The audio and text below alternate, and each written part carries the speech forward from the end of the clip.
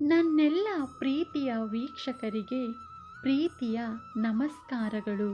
ನಾವು ಖುಷಿಯಾಗಿದ್ದೇವೆ ಎಂದರೆ ನಮಗೆ ಕಷ್ಟಗಳೇ ಇಲ್ಲವೆಂದಲ್ಲ, ಬದಲಿಗೆ ಕಷ್ಟಗಳನ್ನು ಮರೆತು ಸಂತಸದಿಂದಿರಲು ನಿರ್ಧರಿಸಿದ್ದೇವೆ ಎಂದು.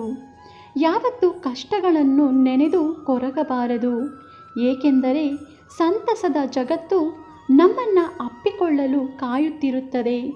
ದುಃಖವನ್ನು ಮರೆತು ಸಂತೋಷವನ್ನು ಆಹ್ವಾನಿಸಿ, ಆ ಸಂತೋಷ ನಿಮಗೆ ಖಂಡಿತ ದುಃಖವನ್ನು ಮರೆಸುವುದಕ್ಕೆ ಒಂದು ಉತ್ತಮವಾದ ದಾರಿಯಾಗುತ್ತದೆ.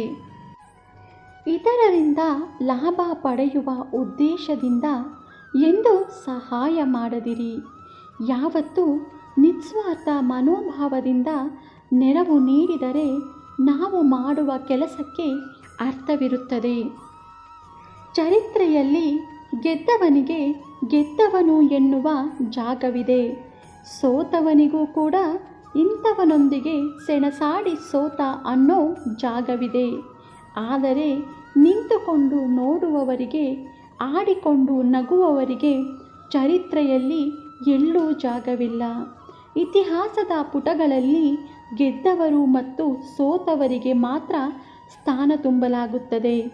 ಆದರೆ ಒಬ್ಬರ ಅಸಹಾಯಕತೆಯನ್ನು ನಿಂತು ನೋಡಿ ನಕ್ಕವರು ಎಲ್ಲರೂ ಗಾಳಿ ಮಾತಿನಂತೆ ಹಾರಿ ಹೋಗುತ್ತಾರೆ. ಜೀವನದಲ್ಲಿ ಹಿನ್ನಡೆಯಾದಾಗ ನಿರಾಸೆಗೆ ಒಳಗಾಗುವುದು ಬೇಡ, ಏಕೆಂದರೆ ಬಿಲ್ಲಿನಿಂದ ಬಾಣ ಬಿಡಬೇಕಾದರೆ ಅದನ್ನು ಹಿಂದಕ್ಕೆ ಎಳೆದೇ ಬಿಡಬೇಕು, ಇಲ್ಲವಾದಲ್ಲಿ ಬಾಣ ಗುರಿ ಮುಟ್ಟುವುದಿಲ್ಲ. ಬದುಕಿನಲ್ಲಿ ಏರಿಳಿತಗಳು ಸರ್ವೇ ಸಾಮಾನ್ಯವಾಗಿದ್ದು, ಆದರೆ ಅವುಗಳಿಗೆ ಚಿಂತೆ ಮಾಡದೆ ಮುಂದಿಟ್ಟ ಹೆಜ್ಜೆಯನ್ನು ಹಿಂದಕ್ಕೆ ಇಡದೆ ಗುರಿ ಸಾಧಿಸುವ ಕಡೆಗೆ ಗಮನ ಹರಿಸಿದರೆ ಸಾಧಕರಾಗಲು ಸಾಧ್ಯ. ಸತ್ಯವನ್ನು ಹೇಳುವ ಅಭ್ಯಾಸ ಮಾಡಿಕೊಂಡರೆ ಭಗವಂತನಿಗೂ ಹೆದರುವ ಅವಶ್ಯಕತೆಯಿಲ್ಲ.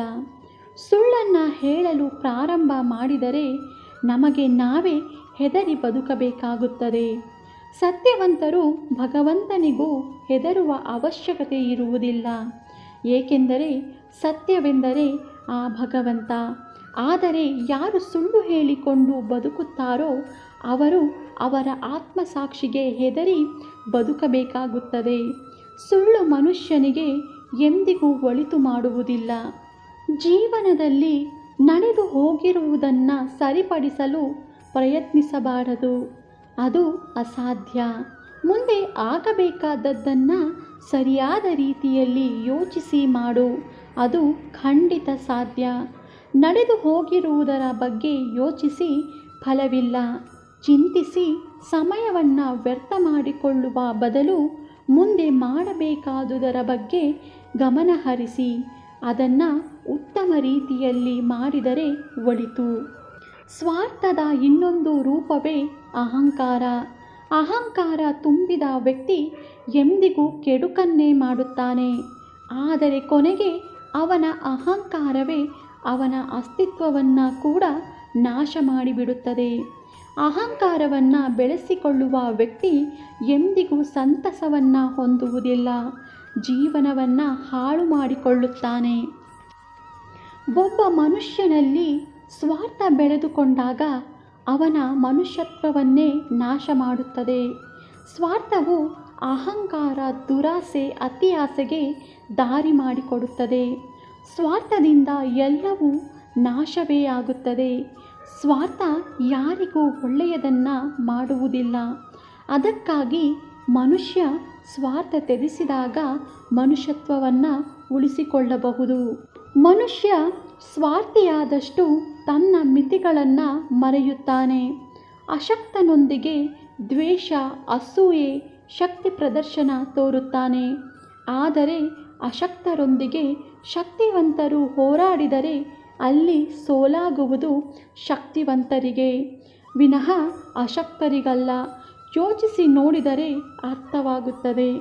ಮಾಡಿದ ತಪ್ಪು ತಕ್ಷಣಕ್ಕೆ ಶಿಕ್ಷೆ ನೀಡದೇ ಇದ್ದರೂ ಶಿಕ್ಷೆ ಅನುಭವಿಸುವ ಕಾಲ ಬಂದಾಗ ತಪ್ಪು ಯಾಕಾದರೂ ನಡೆಯಿತು ನನ್ನಿಂದ ಎನ್ನುವಂತಹ ಪಶ್ಚಾತ್ತಾಪ ಉಂಟಾಗುತ್ತದೆ ಮತ್ತು ಭೀಕರ ಪರಿಣಾಮಗಳನ್ನು ಎದುರಿಸಬೇಕಾದಂತಹ ಪರಿಸ್ಥಿತಿಗಳು ಎದುರಾಗುತ್ತವೆ. ಇದು ಖಂಡಿತವಾಗಿಯೂ ಸತ್ಯ. ತಪ್ಪು ಮಾಡಿ ಉತ್ತಮವಾಗಿ ಬದುಕುತ್ತೇನೆ ಎನ್ನುವ ಕನಸು ಕಾಣುವ ವ್ಯಕ್ತಿ ಬೆಂಕಿಯ ಮೇಲೆ ಮಲಗಿಕೊಂಡು ಸುಡಬಾರದು ಎನ್ನುವ ನಿರೀಕ್ಷೆ ಇಟ್ಟುಕೊಂಡಂತೆ ಇರುತ್ತದೆ. ಹಾಗೆಯೇ ಒಬ್ಬರಿಗೆ ಕೇಡು ಬಯಸಿ ಯಾವ ವ್ಯಕ್ತಿ ಬೆಳೆಯಬೇಕೆಂದು ತೀರ್ಮಾನ ಮಾಡುತ್ತಾನೋ ಅವನು ಬಯಸಿದ ಕೆಡುಕುಗಳೇ ಅವನಿಗೆ ಮುಂದೊಂದು ದಿನ ಮಾರಕವಾಗುತ್ತವೆ. ಸುಳ್ಳು ಮೋಸ ಮಾಡಿ ಬದುಕುವವರು ಹೆಚ್ಚು ಕಾಲ ನೆಮ್ಮದಿಯಿಂದ ಉಳಿಯಲಾರರು. ಏಕೆಂದರೆ ಅವರು ಮಾಡಿದ ಕರ್ಮಗಳೇ ಅವರ ಸುತ್ತ ತಿರುಗಾಡುತ್ತಲೇ ಇರುತ್ತದೆ.